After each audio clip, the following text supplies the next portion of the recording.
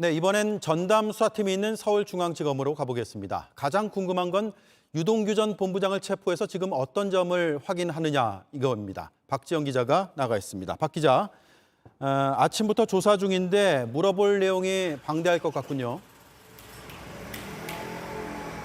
네, 유 전 본부장은 대장동 개발 사업 특혜 의혹의 핵심 인물입니다.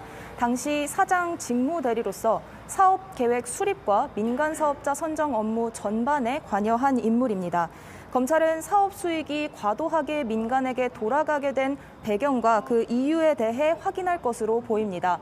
또 유 전 본부장이 이 과정에서 부당한 혜택을 받거나 금품을 받은 내역은 없는지 물어볼 것으로 보입니다. 네, 유 전 본부장과 일했던 정민용 변호사와 관련해서도 수사가 시작이 됐다면서요?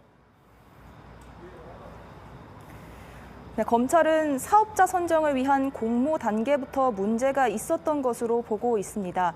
정민용 변호사는 유 전 본부장 밑에서 대장동 사업 초기 공모 단계부터 관여한 인물입니다. 검찰 수사를 앞두고 지난주 성남도시개발공사를 찾아 당시 자료들을 열람했습니다. 저희 취재 결과 검찰이 이 부분에 대해서도 수사에 착수한 것으로 확인됐습니다.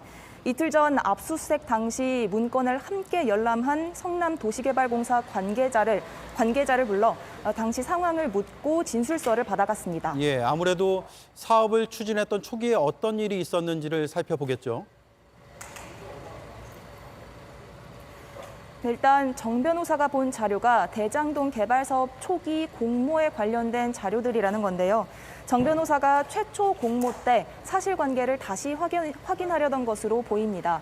검찰은 정 변호사가 본 자료들을 역추적해서 공모 단계부터 모두 계획된 것이었는지를 파악하려는 것으로 보입니다. 아울러 공사 직원은 공무원법의 적용을 받습니다. 보여준 자료가 비밀에 해당할 경우 적법한 절차 없이 외부인에게 자료를 보여준 게 돼서 이 부분도 문제가 될 수 있는 것으로 파악됐습니다. 성남도시개발공사 관계자는 수사 착수로 인해 내부 직원에 대한 감사는 중단된 상태라고 밝혔습니다. 네, 검찰 외에도 경찰도 수사 중인데 오늘 수사팀을 대폭 늘려서 60여 명으로 다시 꾸렸죠. 네, 오늘 저희 취재진이 오전부터 화천대유 사무실 앞을 지켰는데요. 이 과정에서 경기 남부경찰청 직원들이 오전과 오후 자료 협조 요청과 기초 조사를 위해 사무실을 찾아온 사실을 확인했습니다.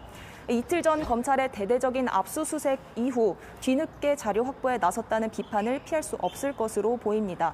경찰은 또 화천대유 대주주 김만배 씨와 부회장 이성문 씨, 천화동인 1호 사내이사 이한성 씨도 정식으로 입건했습니다.